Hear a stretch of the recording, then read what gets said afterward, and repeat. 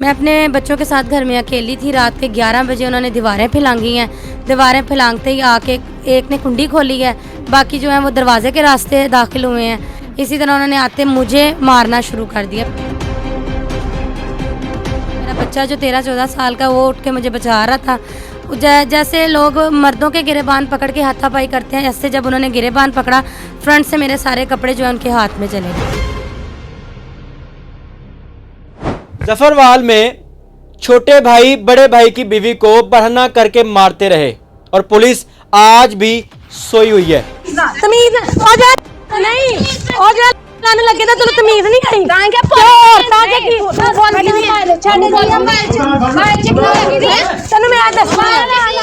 मैं क्या बनाऊं? मेरे पास रात गए देवर दीवार फैलाकर भाभी के घर घुस जाते हैं, तशद्दुद करते हैं, बरहना कर देते हैं, कपड़े फाड़ देते हैं। पुलिस ने बिल्कुल भी साथ नहीं दिया, क्योंकि ये गांव में रहते हैं और वहाँ की सियासी पार्टियों के साथ इनका उठना बैठना है। अस्सलाम वालेकुम, आपका मेज़बान मुजाहिद नयाब आपकी खिदमत में हाजिर और आप देख रहे हैं MN पॉइंट। ससुराल के तशद्दुद का शाखसाना सबा मेरे साथ मौजूद है। इस 4 बच्चों की माँ को इस तरह तशद्दुद का निशाना बनाया जाता है कि ये बरहना हो जाती है, इसके कपड़े फाड़ दिए जाते हैं, इसको घसीटा जाता है और इस कदर तशद्दुद किया जाता है कि इसके बच्चे बचाने की कोशिश करते हैं अपनी माँ को, लेकिन बचा नहीं पाते।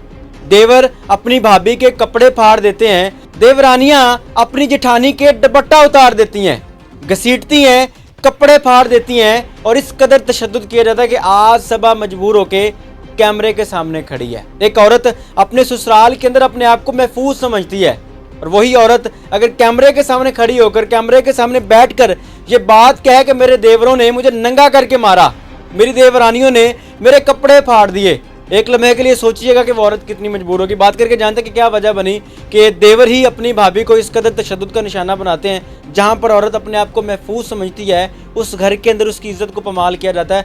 अस्सलाम वालेकुम मेरी बहन, कैसी है? खैरियत से हैं? वालेकुम अस्सलाम। कितनी उम्र है आपकी? मेरी 29 साल। सबा नाम है जी 4 बच्चे। जी। कब शादी हुई आपकी?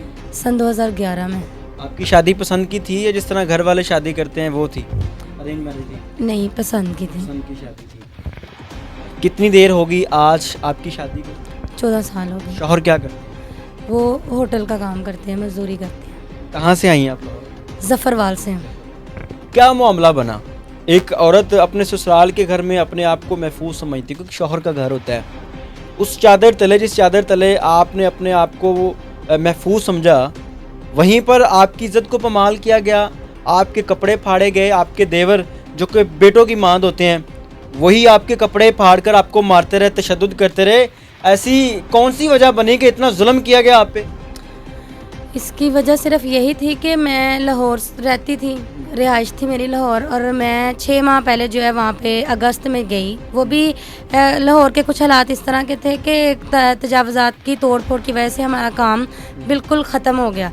तो मेरे शौहर ने कहा कि चलें, पीछे घर है, वालिद साहब का विरासत है, तो हम उधर जाके जब तक सेटल डाउन नहीं होता, अपने हालात इस तरह के किराया अफोर्ड नहीं कर सकते, तो हम उधर चले जाते हैं। अब हक तो यही होता है कि किसी भी बीवी का, बच्चों का, कि जिस तरह जहाँ उसके शौहर रखे हमें वहाँ रहना पड़ता है। ये नहीं देखा जाता कि हम शहर में ज़िंदगी बसर करें या गाँव में। इसी दौरान जब हम लोग वहाँ रह रहे थे, उन्होंने 2 से 3 दफ़ा जाके मुझे मारा। घर आके दोपहर के टाइम मेरे बच्चों को। कहाँ पे रह रही थी आप? जफरवाल के करीब 4 से 5 किलोमीटर दूर गांव है थकियाल। अच्छा, वहाँ अपने शौहर के साथ रह रही थी आप वहाँ पे? जी, हम मेरे शौहर मुझे वहाँ पे अपने घर छोड़ के आए थे, खुद वो लाहौर काम करते हैं। तो फिर आपके ससुराल का इसके अंदर क्या ताल्लुक है? जब आपका शौहर अपनी खुशी से आपको वहाँ पे छोड़ के आता है, ससुराल वाले क्यों तशद्दुद करते हैं? क्या बना, क्या वजह क्या है उसकी? वो यही कहते हैं कि आप लोगों ने यहाँ नहीं रहना, यहाँ पे आपका कुछ नहीं है, आप जहाँ से आए हो वहीं पे चले जाओ, वरना हम आप लोगों को मार देंगे। तरह तरह की धमकियाँ, मंजिले मकसूद तक पहुँचा देंगे, इस तरह की बातें। यानी कि जो घर आपके ससुराल वाला है, जिस घर में आपके देवर, आपकी देवरानियाँ रहती हैं, उस घर में आपके शौहर का भी हिस्सा है, वो वहाँ पर आपको नहीं रहने देते? वहाँ तो ना रहने देते हैं, ना हम रह रहे हैं और ना ही हमें कभी वहाँ रहने दिया है। वहाँ पे वो अपना कब्जा कब्जा हक जमा के बैठे हुए हैं।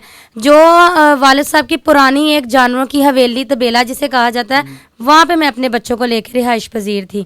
इसी तरह उन्होंने 24 नवंबर पहले भी उन्होंने अक्टूबर में 2-3 दफ़ा सन 2025 अक्टूबर में 2-3 दफ़ा आके मारा। मैंने 15 पे भी कॉल की। वजह तशद्दुद क्या बनती रही, क्यों मारते हैं, उसकी वजह क्या है, वो वजह बताएं मेरी बहन। उसकी वजह यही है कि वो मेरे शौहर को कहते हैं कि अपने बच्चों को यहाँ से लेके चले जाएं, हम लोग इनको मार देंगे, यहाँ पे तुम्हारा कुछ भी नहीं है। क्यों मार देंगे, उसकी वजह? एक भाई के बच्चे खून होता है ना, एक खून अपने खून को मारने के लिए क्यों तुला है, क्या वजह उसकी होगी ना मेरी बहन? कोई प्रॉपर्टी का मसला है, कोई जायदाद का मसला है, कोई नाजायज ताल्लुकात का मसला है, किस चीज़ का मसला है? वो मसला सिर्फ ये है भाई, बाप का हकीकी और कानूनी शरई हक उन्होंने मांगा अपना अपने भाइयों से, क्योंकि वालिद साहब जो हैं वो 6 साल पहले वफात पा चुके हैं। वालदा है मेरी सास, उनसे और अपने भाइयों से अपने हक का तकाजा किया उन्होंने। घर का हिस्सा मांगने पर देवरों ने अपनी भाभी को तशद्दुद का निशाना बना दिया। अगर मैं ये बात कहूँ तो गलत तो नहीं है ना? जी बिल्कुल ऐसे ही है। जिस दिन तशद्दुद किया उस दिन क्या बात हुई, किस तरह मारा, और उस घर के अंदर आपके कपड़े फाड़े गए, आप पर तशद्दुद किया गया, आपको बरहना किया गया, वो सारा मामला क्या है? मैं अपने बच्चों के साथ घर में अकेली थी। रात के 11 बजे उन्होंने दीवारें फैलांगी हैं। दीवारें फैलांगते ही आके एक ने कुंडी खोली है, बाकी जो है वो दरवाजे के रास्ते दाखिल हुए हैं। इसी तरह उन्होंने आते मुझे मारना शुरू कर दिया। मेरा बच्चा जो 13-14 साल का, वो उठ के मुझे बचा रहा था। जैसे लोग मर्दों के गिरेबान पकड़ के हाथापाई करते हैं, ऐसे जब उन्होंने गिरेबान पकड़ा, फ्रंट से मेरे सारे कपड़े जो है उनके हाथ में चले गए। इस चीज़ का कोई प्रूफ भी है आपके पास? जब वो आए तशद्दुद किया, कोई वीडियो, कोई प्रूफ है आपके पास? जी, रात के 11 बजे का टाइम था। जैसे कि वो जानवरों की हवेली है, उस टाइम अंधेरा था, लेकिन जो वीडियोस बनाई हैं उनमें उनकी धुंधली सी शक्लें भी नज़र आती हैं और उनकी आवाज़ें, ललकारे मारने, गालियां देनी नजर आती है उसके अंदर। जी, उनकी आवाज़ें नज़र आती हैं, जैसे वो गालियां दे रहे हैं, मार देंगे तुम्हें, ऐसे करेंगे, वैसे करेंगे, वो सारा कुछ।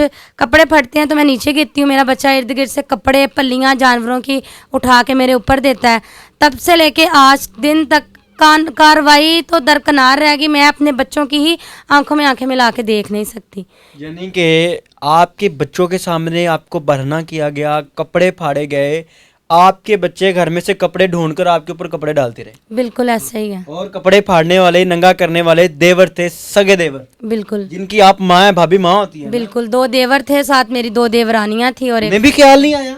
औरत तो औरत का बड़ा ख्याल करती, उन्हें भी नहीं ख्याल आया कि हमारी देवरानी, चलो जो मर्जी सही, हम इसको नंगा करके मार रहे हैं?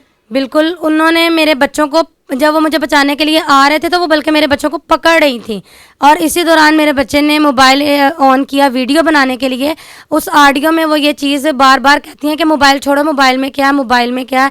ऐसे करते वक्त उन्होंने मोबाइल लेके तोड़ दिया। ये सारे सबूत, मेडिकल, ज़ख्मों की तस्वीर, एप्लीकेशन और एप्लीकेशन के टैग, हर चीज़ मौजूद है मेरे पास। रात गए देवर दीवार फैलाकर भाभी के घर घुस जाते हैं, तशद्दुद करते हैं, बरहना कर देते हैं, कपड़े फाड़ देते हैं, और जब उनकी भाभी को बचाने के लिए उनके बच्चे पास आते हैं तो उनको भी पकड़ लिया जाता है। अब सबा का ये कहना है कि मेरी कार्रवाई होना एक साइड पर, मैं अपने उन बच्चों की आंखों में आंखें नहीं मिला सकती जिन बच्चों के सामने मुझे नंगा किया गया, मुझे बरहना किया गया, और ये सारा मामला करने वाले को गैर को दुश्मन नहीं थे, देवर थे, जिनके रिश्ते में ये भाभी लगती है। और हमारे यहाँ, हमारे मुआशरे में भाभी को माँ समझा जाता है, और अपनी माँ को नंगा करने वाले वो बेगैरत देवर थे। उनकी कोई तस्वीरें वगैरह हैं, हम चलाएंगे साथ?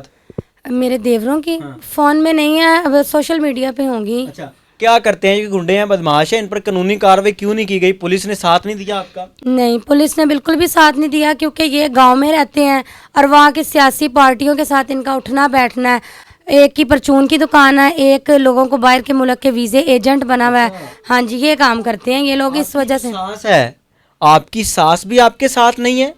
वो भी आपके साथ जुल्म करने पर तुली है, या फिर कोई मदद करती है, कोई साथ देती है, वो बेबस है? नहीं, वो बेबस हैं, क्योंकि वो शुरू से उनके साथ रहती रही हैं, क्योंकि वालिद साहब का घर वही था। जब आखिरी हालत उनका वसाल का टाइम था मेरे ससुर का, वो मेरे पास थे।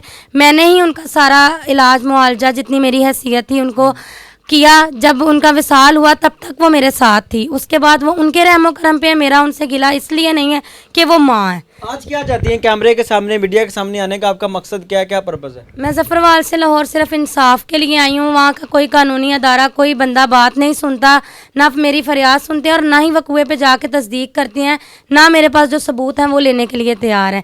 CM मरियम नवाज साहिबा के पास मेरी अपील है, मेरी काइंडली दरख्वास्त है कि मुझे और मेरे बच्चों को वही आसान ज़िंदगी और तहफ़्फ़ुज़ दिया जाए जो आम लोगों को है।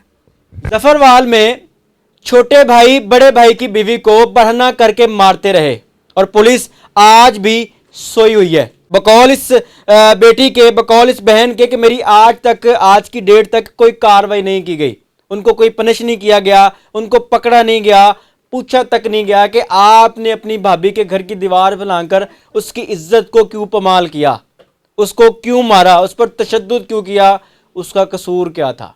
ये सारी कहानी आपके साथ शेयर की है। इस कहानी का, इस स्टोरी का मकसद ये है कि आप इस बेटी को इंसाफ दिलवाएं। अब अदालत आवाम की लग चुकी है, अब इनका केस आवाम की अदालत में आ चुका है। अगर दुनिया में इनको इंसाफ नहीं मिलता तो एक अदालत अल्लाह की है, अगर यहाँ पर इंसाफ नहीं मिलेगा तो वहाँ पर इंसाफ मिलना ज़रूरी है। मेरी बहन, एक दिन अल्लाह की अदालत लगेगी। ये जो देवर आपको नंगा करके मारते रहे, इनका गिरेबान पकड़ेंगी, झंझोड़ेंगी, वहाँ पर हिसाब मांगेंगी अगर दुनिया में इंसाफ नहीं मिलता तो। बिल्कुल, ये बात जब यहाँ तक लाहौर आने तक इंसाफ ना मिला और अगर यहाँ से भी ना मिला तो फिर मेरी तवक्कुआत सिर्फ अल्लाह ताला तक है। क्या कहना चाहेंगी उस देवर को, अगर वो ये वीडियो देख रहा है, उसको क्या कहेंगी? मैं उसको यही कहना चाहूँगी कि मैंने 14 साल के अरसे में आज तक ना तो कभी आपके साथ ज़्यादती की, ना कोई बदतमीज़ी की और ना ही कभी आपके सामने ऊंची आवाज़ में बात की। आखिर मेरा कसूर क्या था? नाज़रीन, ये है ससुराल के तशद्दुद का निशाना बनने वाली सभा। 4 बच्चों की माँ जिसको इनके बच्चों के सामने नंगा करके, बरहना करके तशद्दुद का निशाना बनाया गया। और एक दफ़ा फिर ये बात नोट कर लीजिए कि जफरवाल की पुलिस सोई हुई है। आज कितने दिन हो गए इस सारे केस को, कितने दिन गुजर गए कि कोई कानूनी कार्रवाई नहीं की गई? 24 नवंबर सन 2025 की रात का वाक़या है, 1 महीने से अबव हो चुका है। 1 महीना गुजर गया है, जी। कोई बंदा पकड़ा नहीं गया? नहीं, FIR ही नहीं हुई। मरियम नवाज साहबा, गौर कीजिएगा, एक तरफ बड़े बड़े दावे, एक तरफ क्विक रिस्पॉन्स और दूसरी जानिब महीना गुजर गया है किसी बेटी की इज्जत को पमाल हुए, महीना गुजर गया है किसी बेटी पर जुल्म हुए और महीना गुजर गया है ये दर बदर की धक्के खा रही हैं। अपनी कीमती राय का इज़हार कीजिएगा। देखते रहें एमएन पॉइंट। अल्लाह निगहबान।